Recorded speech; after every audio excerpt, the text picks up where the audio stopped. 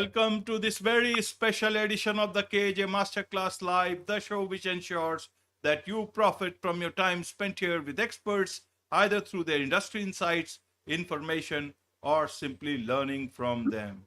And today we have Austin Page. He is the founder of GymFlo Coaching, and he guides others to help break their self-limiting beliefs and build so that they can build themselves into a person they would admire. Welcome to the show, Austin. Thank you for having me, Ajay. You are welcome. Welcome to the show. Welcome to India in this online form. And I'm sure not just in India, but a lot of people across the globe will benefit from what we are going to talk right now. We will talk about personal transformation. And in this backdrop, we'll have our conversation. And before we talk about others' transformation, let us understand about your own transformation, Austin, so that people can learn more better about you and can learn from your story itself. For sure. Well, my transformation or my journey to self improvement, self development started back in 2010. I was a lot younger, obviously. It's 14 years ago, 14-ish years ago. And it started off with me not knowing really who I was. And being a younger male or younger guy, you typically don't. But I was always following the crowd, following the mob, and wasn't sure of what I wanted to do, who I wanted to be, and where I wanted to go. So I was just looking for sort of happiness in the same place I was losing it. I was looking for parties. I was looking for shit to get into, and just I didn't have any purpose in my days, pretty much, no discipline. And that led to me getting in some trouble. So month after month, weekend after weekend of chasing parties, drinking, drugs, that whole party and lifestyle. I ended up leaving a party one night and don't remember leaving. So I was drunk, blackout drunk from alcohol, and hopped in my car, supposedly went home, and typical story where I made it about a mile away from home and ran off the road. From there, obviously, I was taken to a local hospital and was sent to a major hospital after that, to where I stayed there for about 6 weeks in the ICU. So very intensive care, up and down of me almost losing my life from infection, peritonitis, and me having my intestines, my bowel rupture within my stomach. So all the contents of a typical stomach or bowel had been released into my body. I'd broken both my legs as well from the knees down. And fortunately, I don't remember this wreck or that night, really. I just sort of woke up in the hospital a few days later, uh, not knowing what the hell happened. It all seemed like a dream. And I'm just sort of paraphrasing, getting quick through the journey to where I am now. But from the hospital of 6 weeks, I was then moved to a rehabilitation center, to where I learned how to walk and do many things that we all take for granted within that rehab center. And I lived there for 2 months. Every morning, what sort of built myself into who I am was the beginning seed that planted into my brain and into me, who was Austin today, is every morning the physical therapist within this rehab center would come to my room and say, hey, you need to get your ass out of bed, put yourself in the wheelchair, and wheelchair yourself down to the gym. This rehab center had a small little gym in the back of it. And every morning they'd make me work out. And I wasn't really into working out before this wreck, before this accident. I was, I really wasn't going to the gym often and didn't know what I was doing. But every morning they gave me something to focus on. So they would say, hey, get uncomfortable, get in that chair, roll down to the gym. You're going to work out for 30 minutes. And I still wasn't walking at that point. I was barely had the strength to wheelchair myself down there, but they would have me on some light weights or doing whatever, whether it was lifting a water bottle, curling a water bottle, doing whatever to build strength back up, because I had lost a ton of weight during that recovery part. And that habit of waking up every morning and going down to the gym was just that. It built a new habit into my lifestyle. And I realized how good it made me feel. It was building me daily. It was building my confidence. It was building my, obviously, physical strength. And it was building some grit, because it was doing something every morning that I did not. The last thing I felt like doing was getting out of bed and wheelchairing my ass down to that gym. Fast forward, I was released from that rehab center after 2 months of living there. And my first job outside of that accident and getting back into normal life was at a local gym. And I realized that that job would help maybe give me some purpose and also give me a free membership and give me something to do and continue to help build myself up after that wreck. So I got that job at the front desk at the gym, and it came with a free membership. And I was working out every day, either before or after my shifts, building myself up, regaining strength, feeling good. And I knew, I didn't know at the time what was going on. I just knew that it kept me out of trouble for the most part. And then also it gave me something to focus on, and it made me feel good. That's the main thing we all want, right? We want to feel good about ourselves. And day after day, month after month, week after week, that slowly built even more of a stronger habit of going to the gym almost daily. And from there, I realized, all right, I need to have a path on what I'm going to do after this. Like, I can't be a front desk guy making minimum wage forever. So I decided to dive into training or coaching back in 2012, 2013, and reached out to a local business, got a job. They certified me and everything. And that's sort of all she wrote. And I've slowly transitioned out of doing that, working for that business and creating my own business, my own coaching business, to where I am today, helping others break those self-limiting beliefs of thinking that, like, oh, I'm too far gone, or it's not for me, or I I don't know what I'm doing, and helping people or nudging people to take that first step into starting to build those habits, that new lifestyle, that new daily process that can build you. Right, right. Was it just the, you know, your chance with the gym, your meeting with the gym, and then that changed the life, or was it something else or something beyond that? Everyone has a gym around them in their life, but do they Yes, all change? you're right. You're right. No, I would say yes. It's because that's all I had during that rehab stint. That's all I had to do, unless I wanted to sit there and watch TV, which I didn't mind. Most, if I didn't have those physical therapists, respect to them for forcing me to get into that chair and go down there every day, because I wouldn't have done it on my own at first.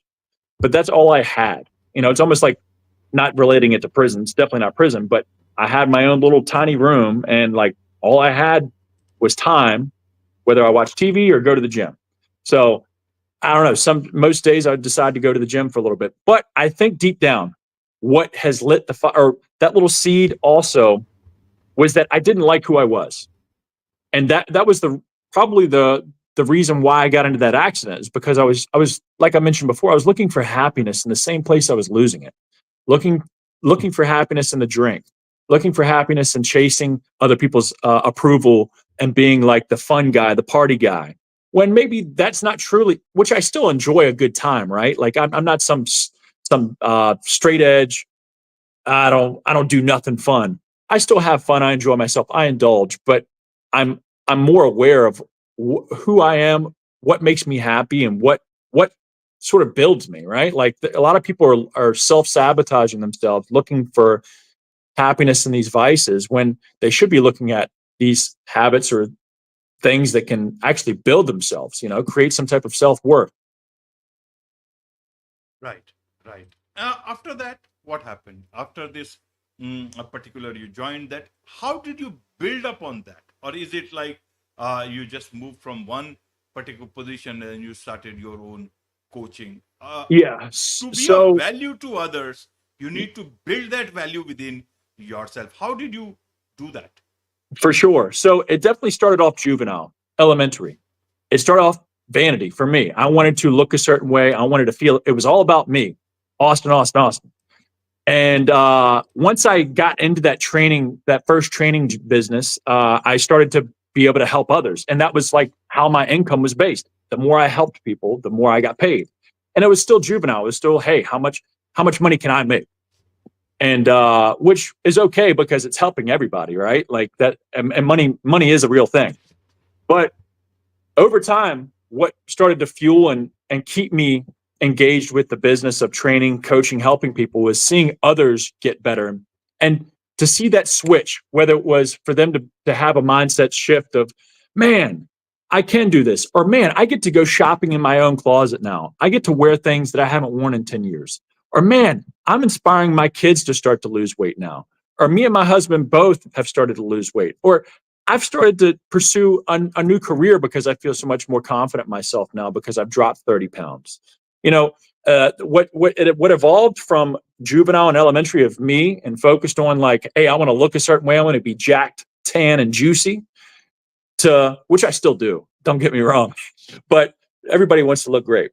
But now it's more focused on now that I've gotten myself to a person that I'm happy with and still have to work on daily. It's not earned or it's not entitled. It's a daily process of having to earn that self-worth of some sorts. Like you can't just go through life hoping that things are gonna feel great. You have to earn it. But now that I've gotten to a place where I feel confident myself, I'm able to put that attention that I was giving myself into others. And I think once you're able to fix yourself or help yourself, then you're able to help others. And that's truly the case. And now I get that same rush or that same high of me getting that next level of this or that next financial level of that or whatever. I get the same rush from seeing others. It's actually even more when I get to help others and see them and see their lives sort of start to transform. Right. You call it, your bonus round on life. Yes. So when people see life from so close or the end of it from so close, they tend to live it as much as possible.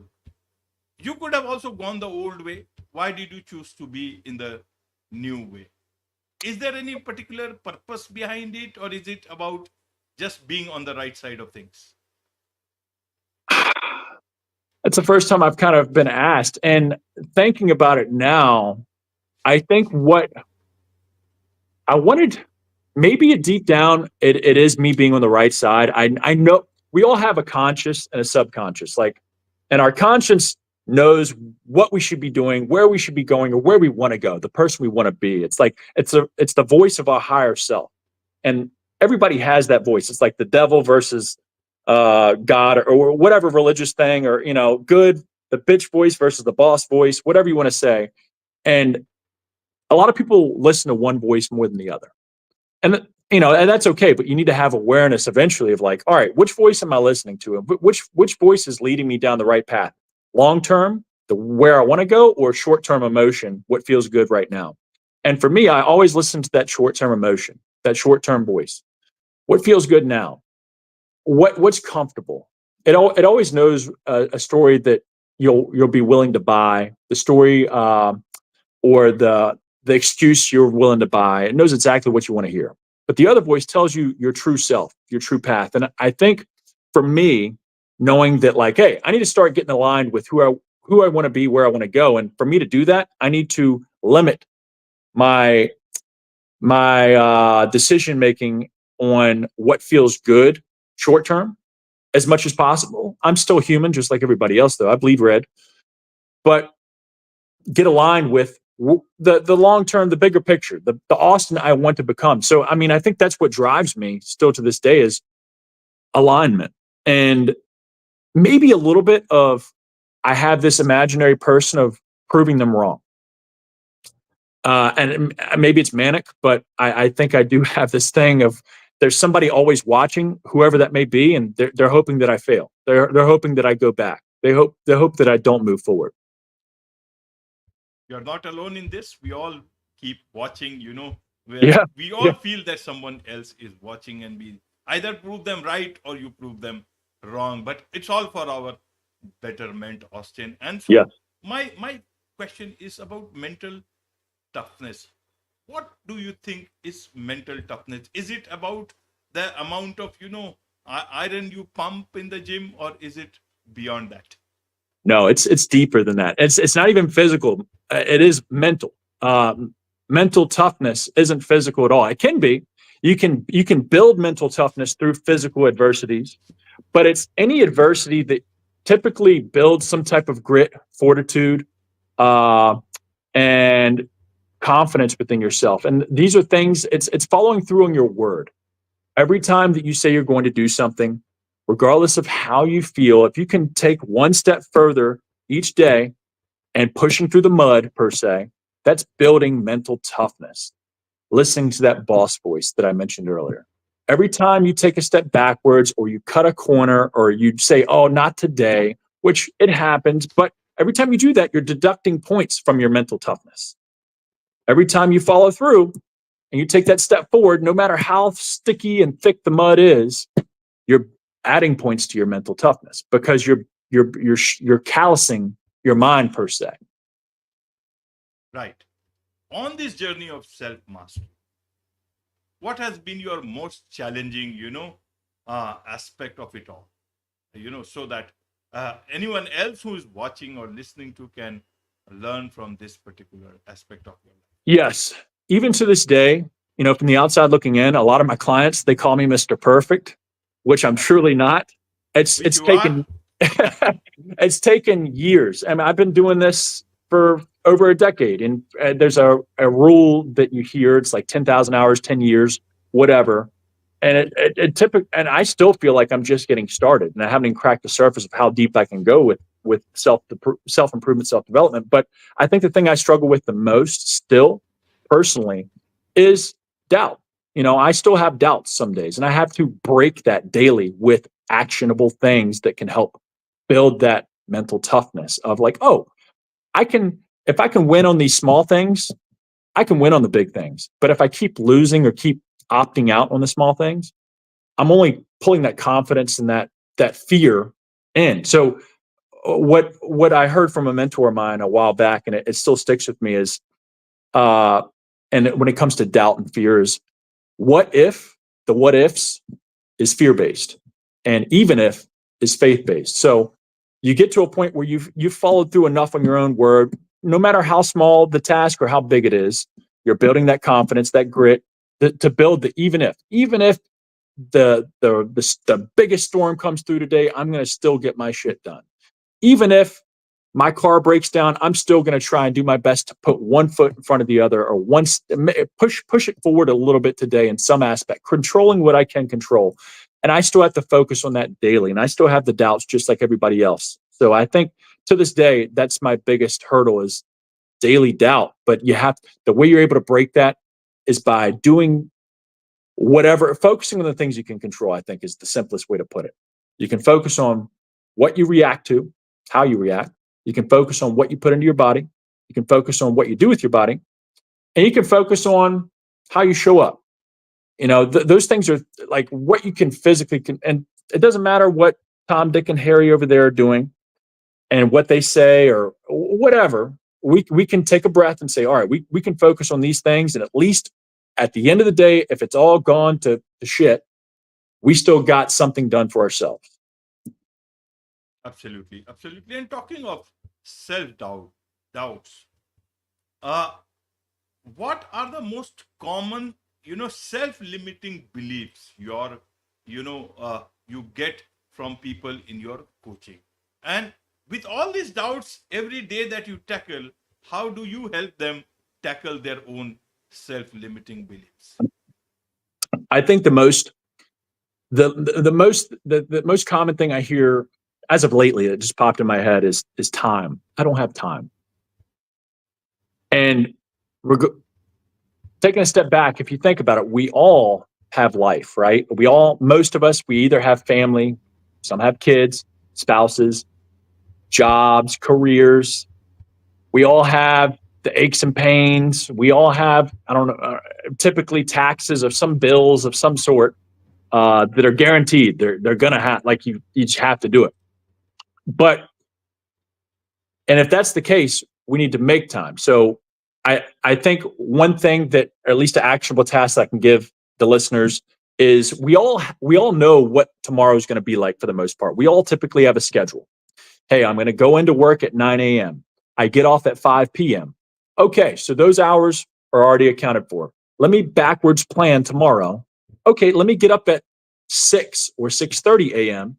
and do that workout or read that book or put together that project that I always wanted to do or whatever. Backwards planning your day or your week ahead, saying, all right, I know what my schedule for the most part is going to look like. There might be some things that might jump into my lap, but I can actually take control of my days by backwards planning it and taking accountability. That's the I guess the blunt term of it is accountability. I can control the day. I can make time, so I don't have to look for time or I don't have time. And of course, some days everything might be against you and you might not be able to get it done. And that's okay. Tomorrow's a new day. The two most worthless days of the year are tomorrow and yesterday.